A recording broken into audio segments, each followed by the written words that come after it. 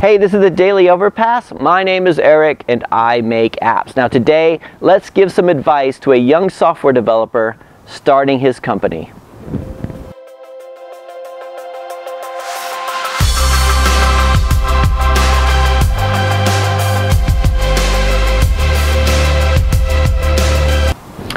Okay, so today I want to answer a question that came in from Dino Budik back on episode 490. And he says, hey there, not related directly to this video, but I have an important question for you, for me, and other people in my position. What would you recommend to a young versatile developer starting their own company?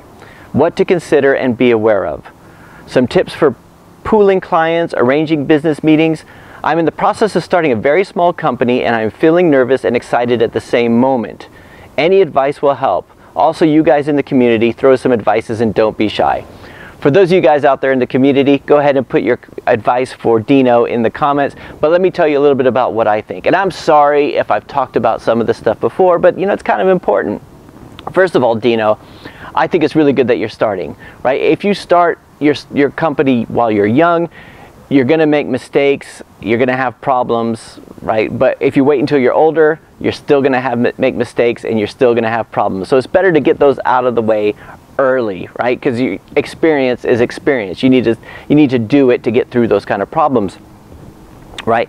And I'm not like proud of the fact that I started out later in life. I don't think it's really helped me any. And in fact, one of the regrets I have is I wish I had started at least 10 years earlier than I did, but you know, but I didn't. So, and I don't know if you guys have ever been in a situation where you find out that your direct manager or your boss is younger than you. That's happened once before to me, and I wish I could say it didn't bother me, but it did. So I think it's good to start young and just go through all those mistakes now and do that kind of problem solving.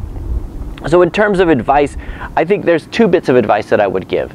The first one is, don't be technical about this. So we're talking about getting clients. Finding clients might be difficult, but you have to think about your clients the same way you would think about app users. Your clients will be coming to your company and they want to feel a certain way or experience something the same way. They're not necessarily looking for just somebody who's technical.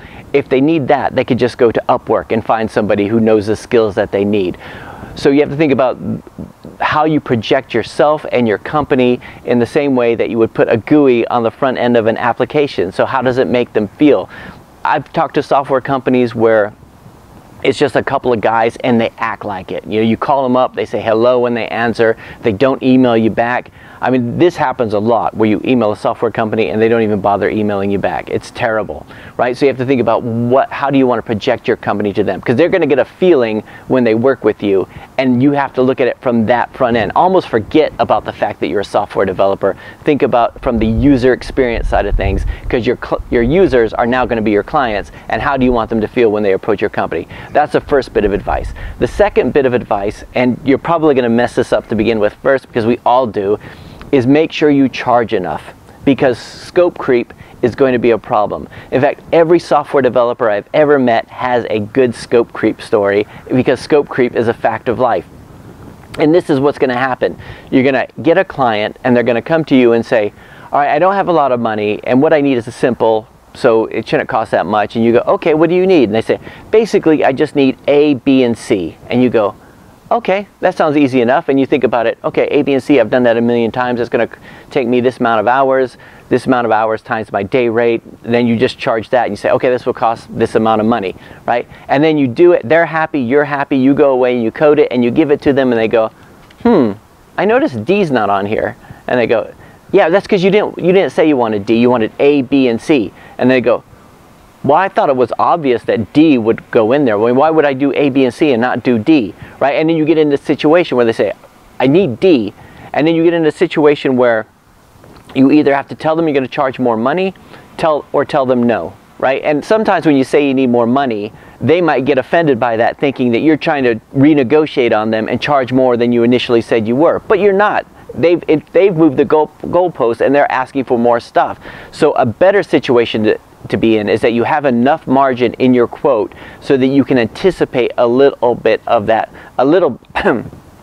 so you can anticipate a little bit of that scope creep. So when they say, hey, do you think we can have D? You look at it and go, yeah, I think we could do that. Now you can't do a lot of extra stuff, but you can do a few little things. You can handle a few changes here and there, because that's gonna happen, and that happens all the time, especially if you're dealing with inexperienced clients. So those are my 2 bits of advice. Now I'm sure there's other guys out there who are gonna have more advice for you, and please put that in the comments. Anyway, that is it for today. I'll talk to you guys again tomorrow.